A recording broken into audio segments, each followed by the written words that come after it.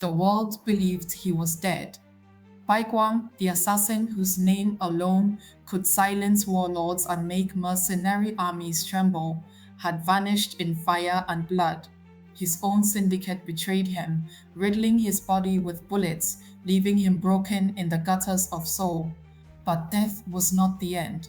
When the darkness faded, he awoke inside another man's body, Kim Gyeongsoo, a lowly police officer drowning in failure. An officer despised by his colleagues, a man without respect, crushed by the corrupt system he served. For Bi-Gwang, it was as if fate itself had spat him back into the world, giving him a second chance, not as a killer in the shadows, but as a cop in the light. Yet light and shadow were not so different. In a dimly lit office, Major General Hong stared at him as though confronted by a ghost. Bi-Gwang sat across from him, his presence suffocating, his gaze cold enough to chill steel. "This is madness," Hong whispered. "You expect me to believe that Bi-Gwang the assassin now wears the body of Kim Gyeongsoo?" Bi-Gwang's lips curved into a cruel smile. "Belief isn't what I need from you. What I need is cooperation. Hwaguksa's killers will not stop. Help me crush them." Hong's hand drifted toward his radio, instinct screaming to call back up. But Bi-Gwang's voice froze him. "Don't." His tone cut sharper than any blade. "You know I'm right. Everyone else is asleep to the truth. You're the only one awake." The general hesitated. 3 years ago, on a storm-lashed night, he had crossed paths with Bi-Gwang. Back then, he was just a lieutenant, obsessed with chasing a phantom, the monk called Buddha, Hwaguksa Temple's revered leader.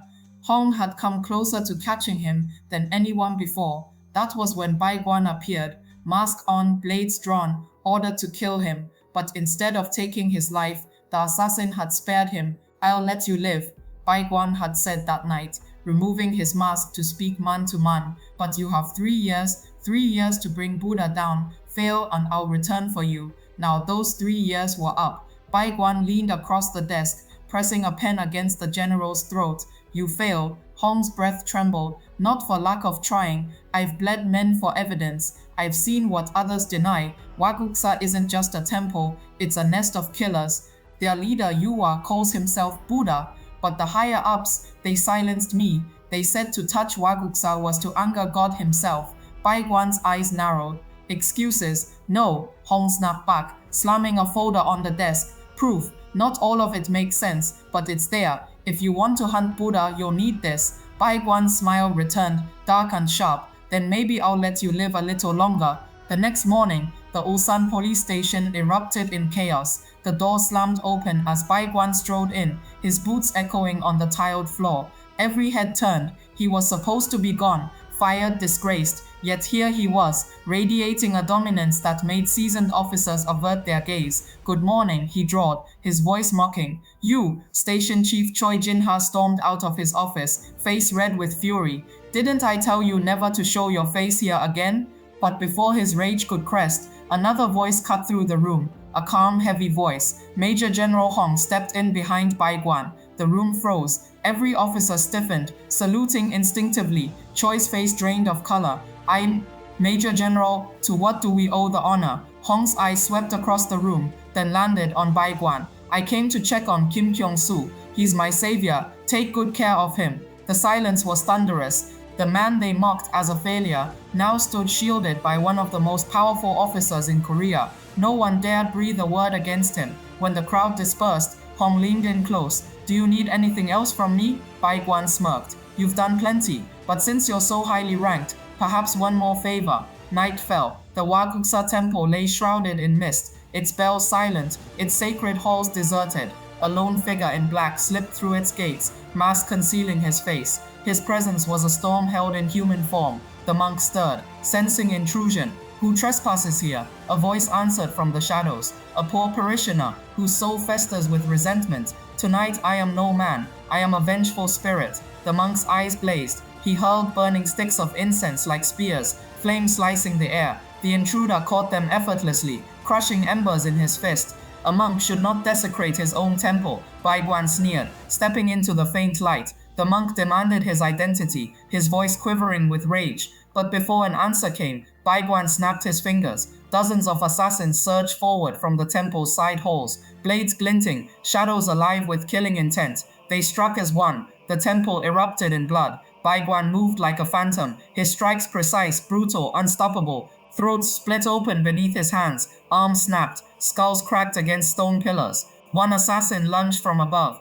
Bi-Gwang grabbed him mid-air, slammed him down through a wooden altar, and twisted his neck with a sickening crack. It was slaughter. The monk watched in horror as his disciples fell like dry leaves before a storm. Demon, he roared. Not a demon, Bi-Gwang replied coldly. A reckoning. When the last assassin choked out his final breath, Bi-Gwang turned back toward Buddha. The monk trembled, demanding to know who he truly was. Bi-Gwang vanished into smoke, leaving only his mask clattering to the ground. Enraged, Buddha crushed it beneath his heel. Whoever you are, he swore, I will tear you apart. Later, Bi-Gwang and Hong stood together once more. The general looked worn, his eyes heavy from sleepless nights. All because of you, Hong muttered. Do you know how hard it is covering for your chaos? You think justice is swinging a blade. But law is evidence, procedure, trials. Without it, you're just a murderer. Bi-Gwang's voice was a growl. I only killed those who deserved it. You live because of that. No one has the right to decide who deserves to die. Hong snapped. That's why the law exists. Even Buddha must be proven guilty. Without evidence, you're no different from the monsters you hunt. For a moment, the air trembled with their clash. Bi-Gwang's assassin's pride against Hong's rigid belief in law.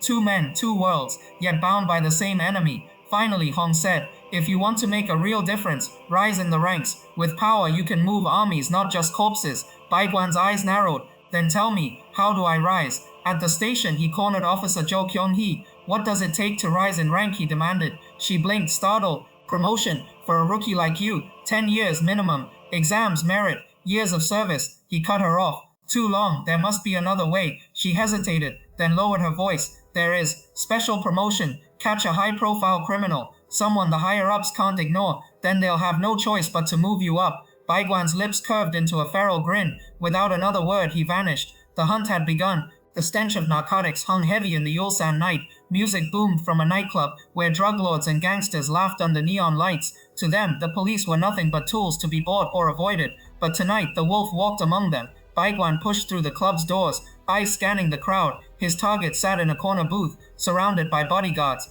Hwang Jun-seo, a dealer whose drugs had bled across half the city. The guards rose. Who the hell are you? Bi-Gwang's reply was his fist. He struck like thunder. One guard flew backward, teeth scattering across the floor. Another swung a knife. Bi-Gwang seized his wrist, twisted until bone cracked, then drove the blade into the thug's throat. Chaos erupted. Tables splintered. Bottles shattered. Screams filled the club. Gangsters rushed in with bats, chains, and guns. Bi-Gwang weaved through them, his movements a brutal dance of violence. A kick shattered a kneecap. An elbow caved in a skull. A chair smashed across a man's spine. Gunfire roared. Bi-Gwang snatched a fallen thug's pistol, fired once, twice, two heads snapped back, blood painting the neon. In minutes, the nightclub was a graveyard of broken men. Only Hwang Jun-seo remained, trembling behind his booth. Bi-Gwang dragged him out by the collar, slamming him against the wall. Congratulations, he hissed. You're my first step to power. By dawn, the city awoke to headlines of the biggest drug bust in years. The police claimed the glory, but behind the ink and flashing cameras stood one man,